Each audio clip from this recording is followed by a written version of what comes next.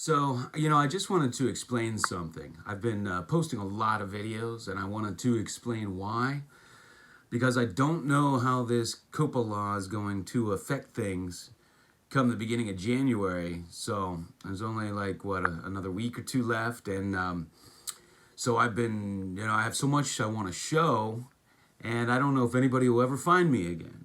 And so I don't have that many subscribers. I really want to share my collection and whatever knowledge I have with everybody. So I've been trying to, I just have so much more to show. And so not sure if anybody will ever be able to find me after this thing. And so I've been kind of rushing to show a lot. So, if it's too much, I apologize. But, that's just the way it is.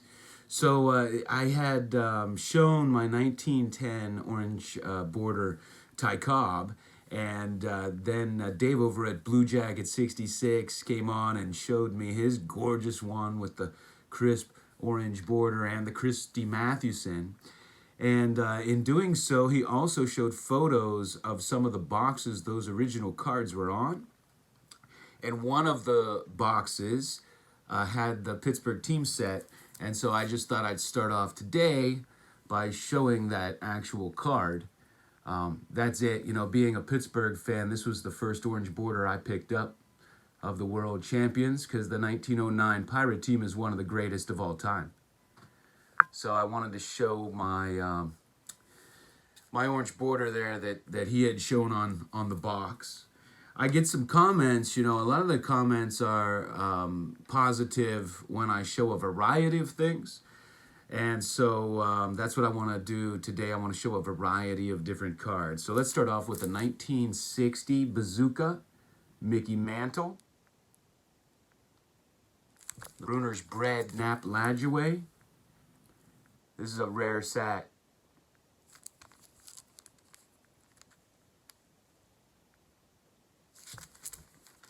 '51 Ringside Sugar Ray Robinson.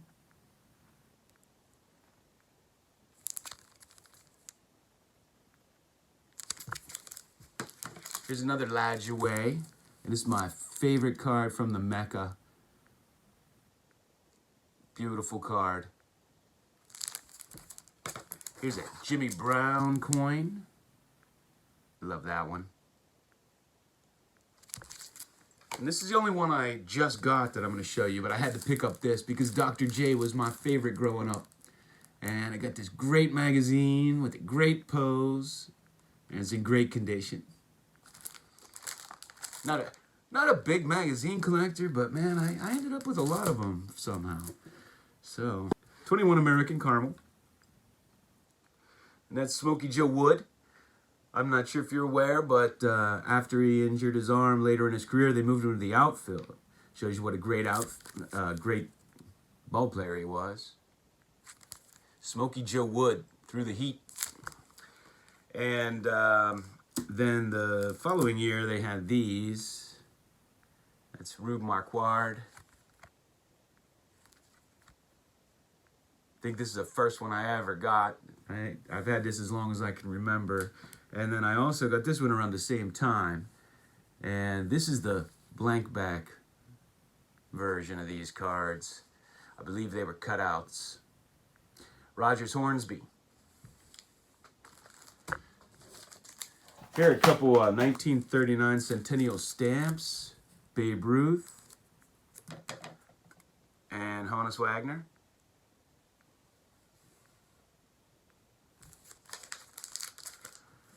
Here's a card you don't see every day. This is a 1978 Wholesome Bread Walter Payton. And you can see he's wearing number 21. Now this was in 78, so it was obvious that this picture was probably taken during training camp, years earlier, since his rookie season was 76. This is a little off center, but man, it's sharp as heck other than that. There's Wheaties, Ben Hogan. Just a beautiful swing and probably my favorite golfer of all time. Great story. He was in a bad car accident, and when he came back, and they never thought he would come back, but when he finally came back, he was way better than he had been before the accident. And how about a Doak Walker? Have to be pretty good to have an award named after you. Love the white footballs, man. Come on. Alex Del Vecchio. Love me some vintage hockey cards, too. I'm going to show you this, and I know it's not worth much, but I don't care, because I collect for the collecting enjoyment and for the cards themselves. And this is my favorite Jerry Rice that I just always loved growing up. It's my favorite Jerry Rice card. I like that better than his rookie. Here's a Joe Louis. Old tobacco card.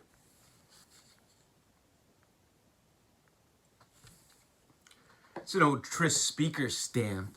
And I'm actually not familiar with this issue. Maybe Pepsi, Kellogg's. I'm actually not familiar. If you want to put in the comments if you know. This is inside of a black sleeve, so that's not the border. I just put it in there to protect it. I don't use these too often for cards, just the real thin cards or stamps and stuff like that, so I don't damage. And here's a 76 Muhammad Ali, and I just love this one. My favorite Ali card. I have a few more of these.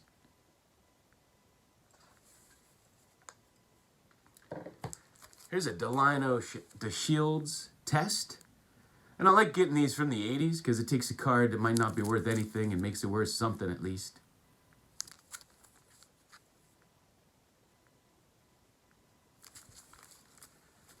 And if there are any Reds fans out there, I'm not sure if you're familiar with these, but these are from 1939 and to 40, I believe, and they were team-issued cards. So here's Harry Kraft.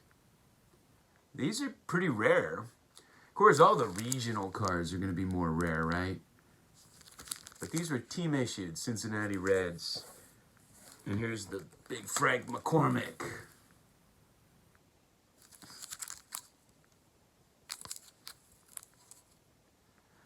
This is graded 1, and I don't see anything wrong with it other than the staining. There's no paper loss or wrinkles or anything like that, so it must be because of the staining.